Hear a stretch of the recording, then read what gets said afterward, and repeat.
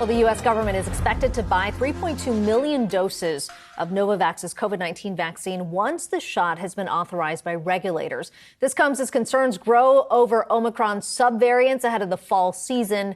Joining us now to discuss is Dr. Paul Offit, director of the Vaccine Education Center at Children's Hospital of Philadelphia. We've also got Yahoo Finance's Anjali Kamlani. Doctor, it's good to talk to you. I will tell you the timing here is impeccable. I've been telling Anjali about my experience over the last 10 days or so with the Omicron subvariant. We have seen these numbers really escalate. What's different about this? Well, so the subvariants, BA4, BA5, and now there's another one called BA2.121, comprise probably roughly 100% of the circulating strain. So Omicron is gone. These are Omicron subvariants, and they're somewhat far away from Omicron.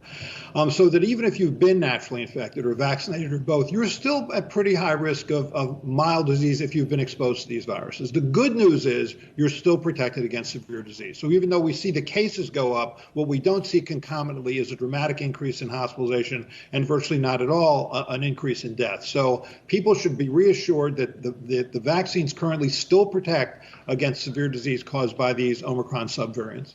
Dr. Offit, to your last point there about that protection, I know that you've really talked about the need and questioning the need for boosters this fall, and maybe it's not everyone but a subset that might need it. I want to talk about that in light of the Novavax news, as well as we got Moderna out today saying that they do have data against the BA4, BA5. But you brought up a point in the past week about how the process has been going with the need for boosters this fall, and whether or not the U.S. government is pushing ahead despite data that shows that we may not need it. So just share your thoughts on that, please.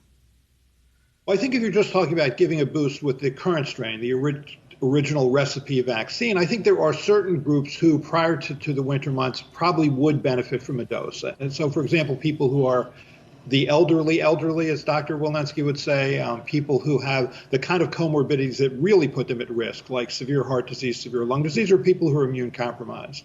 I think what the government was talking about in addition was the so-called bivalent vaccine. So not just the ancestral strain, the original recipe strain, but also Omicron or one of the Omicron subvariants. I think what hasn't happened yet is that I think neither of these companies, neither Moderna nor Pfizer, has clearly shown that giving that dual vaccine, that bivalent vaccine, is significantly better clinically than just giving a boost with the ancestral strain.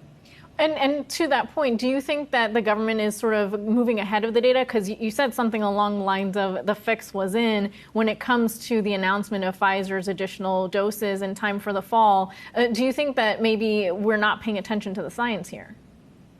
I think the better phrase would have been the train has already left the station rather than the fix was in. But I think that he's trying to do the right thing, FDA, administration, CDC, et cetera. But I do think that before you use a new product, and a bivalent vaccine would be a new product, you have to be humble there and clearly show evidence that this is beneficial, not just theoretically beneficial, but actually beneficial, which is to show, for example, that the immune neutralizing antibodies against BA4, BA5 is clearly dramatically better than just boosting with the ancestral strain, and more importantly, that it's more likely to protect against even mild disease than the ancestral strain, and that hasn't been done yet.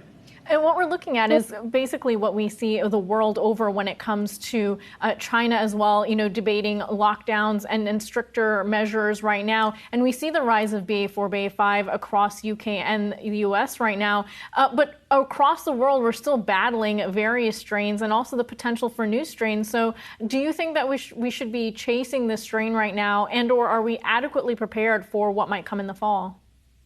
No, that's a great question. I mean, if you give, let's say, a BA4, BA5 vaccine now, where are you in January, February, March of next year? Is that still going to be a value, or will those strains have been replaced by additional strains? Again, I want to say, though, that the current ancestral strain vaccine, the original strain recipe vaccine, does protect against serious illness. And we do consistently say that's the goal of this vaccine. Keep people out of the hospital, keep them out of the intensive care unit, keep them out of the morgue. And these vaccines, just as they were originally constructed, still do that.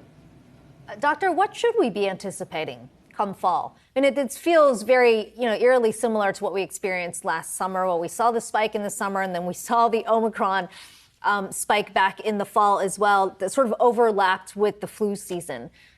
Is that just kind of the norm that we should expect? It's a great question. I mean, I think at its heart, this is still a winter respiratory virus, although it clearly can spread during the year. If you look at the last two winters, that's when you really saw the most dramatic rise in hospitalizations, ICU admissions, and deaths. I suspect that would also be true this winter. But this winter, as compared to the previous two winters, we have a much higher level of population immunity. There's 85 to 90% of this country people have been exposed to the vaccine, or they've been exposed to the natural infection, or both. So I would expect that the bump that we would see this winter would be much less, actually, than the previous two winters. But again, this virus continues to surprise, so we'll see. Okay, well, Doctor, it's always good to get your insight here. Dr. Paul Offit, Director of the Vaccine Education Center at Children's Hospital of Philadelphia. Our thanks to you, as well as our thanks to Anjali.